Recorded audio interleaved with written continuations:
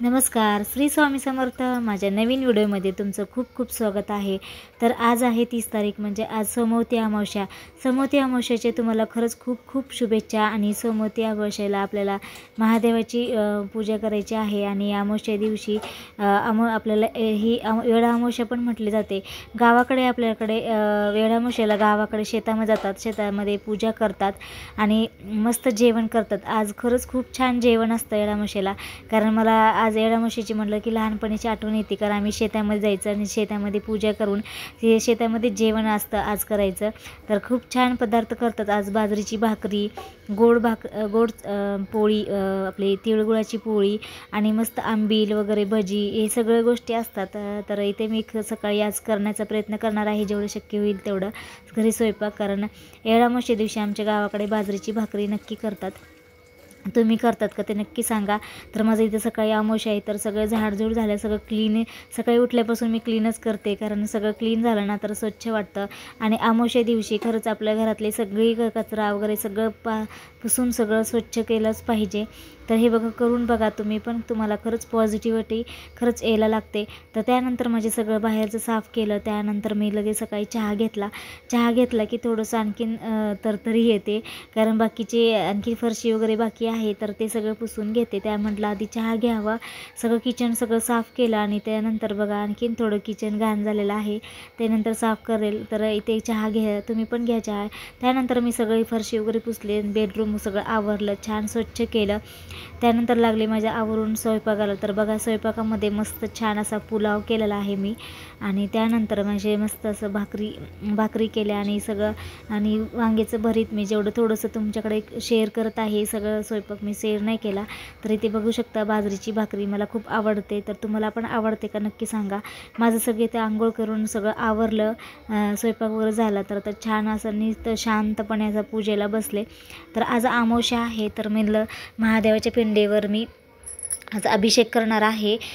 कारण आज सोमवार पण आहे, त्याच्यामुळे मी म्हटलं अमावस्या दिवशी चांगला वार पण आहे.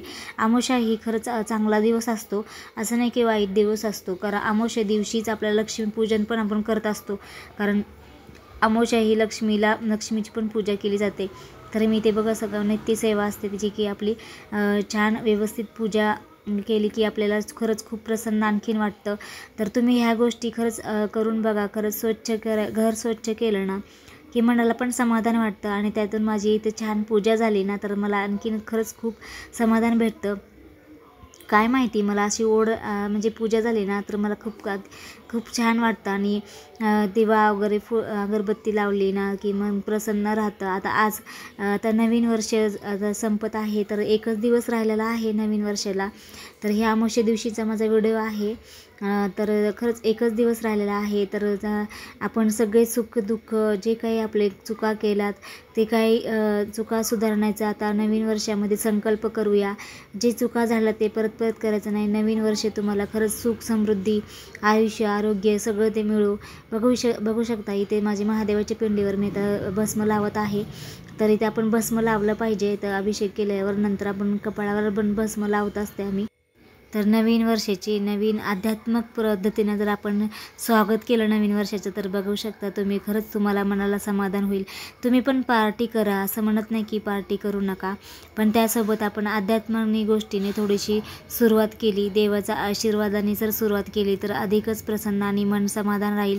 आणि पुढच्या कामाला आपल्याला थोडंसं बळ दे अशी अपेक्षा करते. आणि आपल्याला असंच बळ द्यावे, मेहनत करून आपण खरंच खूप चांगलं होऊ.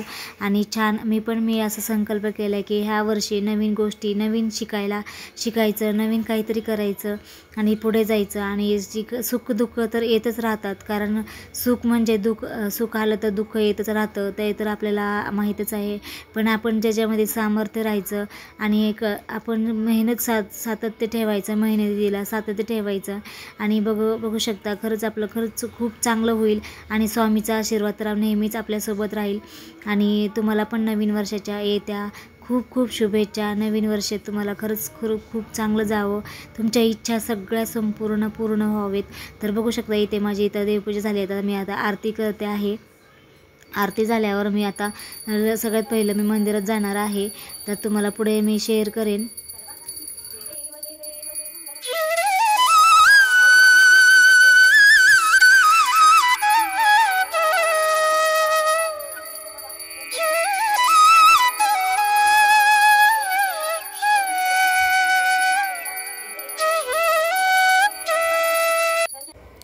तर इथे माझी आरती झालेली आहे. आता पुढे मंदिर जायचं आहे, त्याच्यामुळे सकाळीच लवकर गेलं तर आपल्याला अभिषेक चांगला करायला भेटेल. काय सकाळी सकाळी थोडीशी गर्दी कमी असेल, बघू शकते. आता अमावस्याच्या दिवशी आता काय सांगता येत नाही, तर मी लवकर निघते. आता इथे झाली म्हणजे आरती, आणि तुम्ही पण आशीर्वाद घ्या इथे स्वामींचा. आणि महादेवाचे पण इथे छान अभिषेक केलेला आहे. तर आता माझं इथे सगळं आवरलेलं आहे, स्वयंपाक आणि देवपूजा झालेली आहे. आता बाकीच्या नंतर काम करते आल्यावर, कारण सकाळी सकाळी गेलं तर थोडंसं लवकर अभिषेक करायला भेटेल आपल्याला छान. तर इथे मी आता महादेवाच्या मंदिरामध्ये आले, आणि एकदम जवळ आहे घराच्या. तर इथे छान सुंदर आता गर्दी होती, तरी म्हणजे छान म्हणजे अभिषेक झालेला आहे.